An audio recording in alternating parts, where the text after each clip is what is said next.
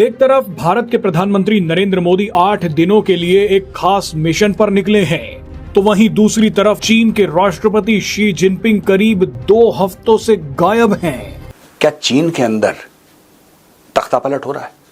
किसी भी बड़े लीडर को ना ये निकालते नहीं है कि जाओ कल से तुम ऑफिस नहीं आओगे, अरेस्ट करो। चाइना में ये नहीं होता कि जनाब जब से जनरल आसिम मुनीर ने ट्रंप के साथ लंच किया है तब से वो भारत को बहुत धमकियां दे रहे हैं।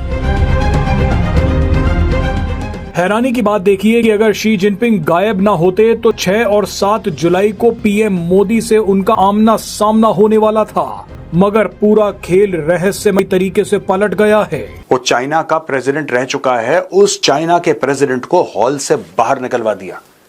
ये काम करा शी जिनपिंग ने, और शी जिनपिंग के खिलाफ दोस्तों चीन में एक रोष पैदा हो गया पावर स्ट्रक्चर में। मोदी को बड़ी हीट फील हुई है, चुन चुन के बदला लेंगे, जगह और वक्त का तयन मैं करूंगा। हमारी कामयाबियां उनके मीडिया को, अर्नब गोस्वामी को, इन सब को क्यों नहीं हजम हो रही? कि इतनी बड़ी इकोनॉमी है चाइना, वो आज स्ट्रगल कर रही है। हमने चाइना को मात देनी शुरू कर दी इकोनॉमिक कॉन्फिडेंस के अंदर और इकोनॉमी के अंदर। ये कोई क्रिकेट का मैच या बॉलीवुड का मैच नहीं है दोस्तों।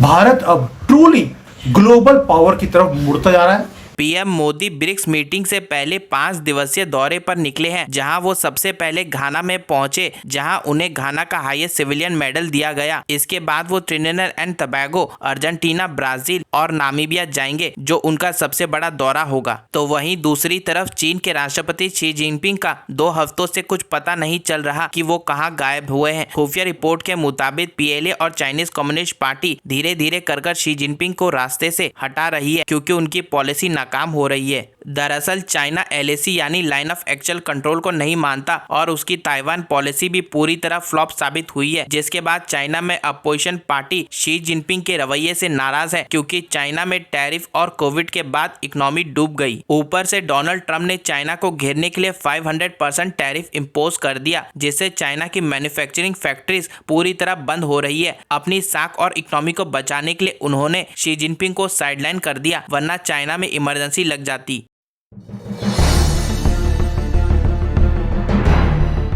दोस्तों चाइना में जब किसी बड़े लीडर को कुर्सी से हटाया जाता है तो इसको पब्लिक नहीं करा जाता, यानी कि चाइना में इंस्टीट्यूशंस की बड़ी रिस्पेक्ट है। हाल ही में आपने उदाहरण देखा ना, पहलगाम में आसिम मुनीर ने अपनी सत्ता को मजबूत करने के लिए आतंकी भेजे और यहां पे भारतवासियों को मारा, हिंदुओं को मारा, जानबूझ के, ये जानते हुए कि उसकी वजह से क्लैश होगा। वो भली भांति परिचित था कि वो ऐसा करेगा, भारत जवाब देगा, रिस्पांस भारत का डिस्प्रोपोर्शनेट होगा, तगड़ा होगा। ये सारी की सारी चीजें उसको पता थी, लेकिन उसको ये भी पता था कि जब भारत ऐसा करेगा तो पूरी पाकिस्तानी कौम मेरे पीछे आके खड़ी हो जाएगी। और खड़ी हुई नहीं हुई, लेकिन आसिम मुनीर पहले से मजबूत हो गया। उसने इंटरनल पॉलिटिक्स को मैनेज कर लिया। यही काम शी जिनपिंग ने डोकलाम में करने की कोशिश की थी, यही काम उसने गलवान में करने की कोशिश करी थी, और यही काम वो ताइवान में करने की कोशिश कर रहा है। किसी तरीके से एक्सटर्नलाइज कर दो मामला। अब अगली लीडरशिप को देखने के लिए कि अगली लीडरशिप कैसी दिखती है, अगली लीडरशिप क्या सोचेगी, उसके लिए वांग यांग जो farmer vice premier of China है उसको ग्रूम करा जा रहा है, क्योंकि वो रिफॉर्म ओरिएंटेड है। वो कहता है कि यार चाइना में जो चल रहा है ना अभी वो ठीक नहीं चल रहा, इस चीज को बदलने की आवश्यकता है, इस चीज को चेंज करने की एक जरूरत है। Although she retains formal titles, his operational dominance is वेनिंग।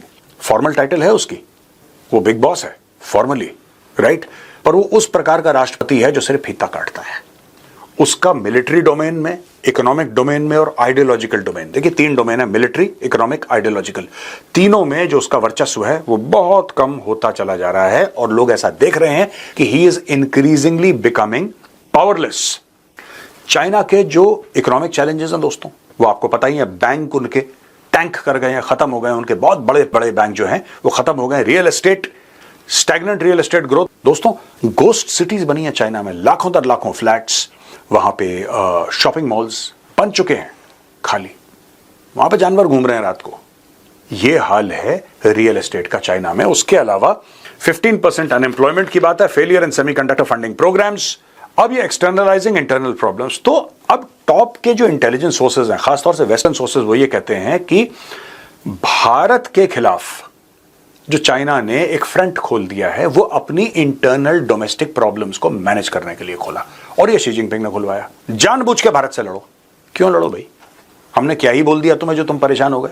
Bharat में तो ऐसा नहीं होता ना, जैसे चाइना में ड्रामा चल रहा है, भारत में तो ऐसा होता नहीं है। तो भारत में जो भी डिसीजन लेंगे पूरी कैबिनेट लेगी, पार्लियामेंट डिसीजन। चाइना में मोस्टली, हाँ ठीक है उनका भी पॉलिट ब्यूरो है, लेकिन चाइना में क्या होता है कि mostly it is the will of one man. कई लोग ये कहते हैं ना चाइना बड़ी तेजी से तरक्की कर रहा है, इसीलिए तरक्की कर रहा है। तो potential actions in Arunachal Pradesh and Ladakh to demonstrate loyalty, distract from domestic issues. अब ये कहना है कि भाई जो अरुणाचल प्रदेश में हुआ, यानी कि अरुणाचल प्रदेश को वो लोग साउथ तिब्बत बोलते हैं, जो लद्दाख में हुआ, गलवान कहां है, लद्दाख में है ना, ये जानबूझ के करा गया। ये इंटेलिजेंस, विदेश के इंटेलिजेंस सोर्सेस कह रहे हैं कि जानबूझ के ये सब करा गया। काहे के लिए? कि भाई देखो तुम शी जिनपिंग को अपनी लॉयल्टी दिखाओ। जो जनरल्स हैं, चाइनीज जनरल्स हैं, वो शी जिनपिंग को अपनी लॉयल्टी दिखाएं, जाओ भारत के साथ लड़ो। हमने चाइना को बोल दिया कि तुम्हारा और हमारा एक ही स्यापा है बॉर्डर का। आइए बैठकर रिजॉल्व करते हैं। जो लाइन है मैं पेन देता हूं तुम्हें, तुम लाइन खींच दो, ये है बॉर्डर। तुम अपने बॉर्डर में रहो, हम अपने बॉर्डर में रहेंगे। ये बात नहीं है, हमने एक ऐसा मास्टर स्ट्रोक भेजा है चाइना की तरफ से कि उनका पालतू जो स्टूज है जिसको वो चलाते हैं भारत में, उसका ये हालत हो गई है। ये है चाइना का एजेंट भारत के अंदर। आज इसके अच्छे दिन, जिसको मोदी जी बोलते थे अच्छे दिन लेके आऊंगा, ये अच्छे दिन इसके शुरू हो गए हैं। एक तो ये गुड न्यूज़ है। ये क्यों हुआ, कैसे हुआ, ये भी समझाऊंगा आपको मैं। एक तो हमने डीमार्केट करने के लिए बोल दिया, पहली बात। दूसरा, हमने चाइना ने हमारे से पंगा लिया।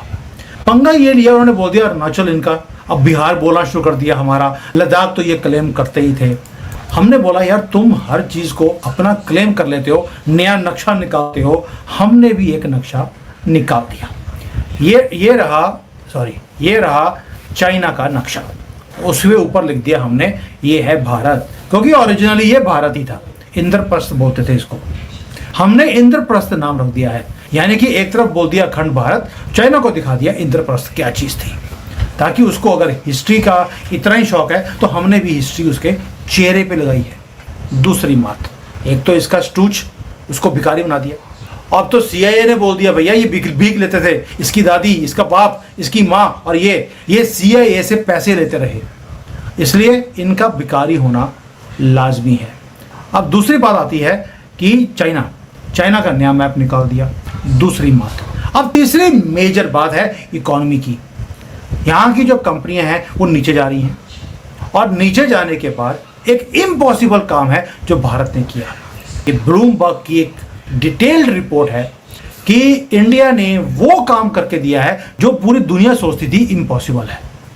हमने चाइना को मात देनी शुरू कर दी इकोनॉमिक कॉन्फिडेंस के अंदर और इकोनॉमी के अंदर। ये कोई क्रिकेट का मैच या बॉलीवुड का मैच नहीं है दोस्तों। भारत अब ट्रूली ग्लोबल पावर की तरफ मुड़ता जा रहा है, और इकोनॉमिक कॉन्फिडेंस का मतलब क्या होता है ये भी आप समझ लीजिए। ये कोई छोटी मोटी न्यूज़ नहीं है जो मैं आपको बता रहा हूँ, एंड दोबारा गर्व से बोल रहा हूँ, हमारा इंडियन मीडिया इसको कवर नहीं करेगा। क्यों? इसमें कोई मसाला नहीं है। लेकिन मसाला क्या होता है? मसाला मीन्स इसमें गर्व करने की बात है कि इतनी बड़ी इकोनॉमी है चाइना, वो आज स्ट्रगल कर रही है।